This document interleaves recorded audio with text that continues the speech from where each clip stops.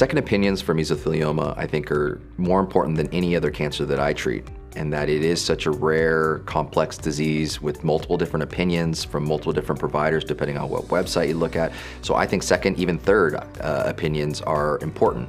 I think there's such thing as too many opinions. There's some patients that will go for 6 opinions. They'll go to, East Coast, West Coast, outside of the country. I think that's probably too much because then it gets confusing for patients, especially if they're not in the medical field. But I think 2 to 3 opinions, second opinions, and even a third opinion, I highly recommend. In fact, all the patients that see me in particular, they'll ask me, and they'll be like, "Oh, are you okay if I go see another doctor?" And they're like kind of shy or bashful about it. I actually tell them, "No, you should. If it was me that had it, or a family member that had it, I want to get 2 or 3 at the most opinions from different institutions, so it's non-biased. So you don't necessarily want to see the same provider at the same hospital, but at an outside institution, it's very helpful because of all the controversies that we've talked about with mesothelioma, about the optimal treatment, and so much of the the misnomers out there about mesothelioma being a fatal disease, and it is aggressive, but there are things that can be done. So I do think the second and third opinions are very important.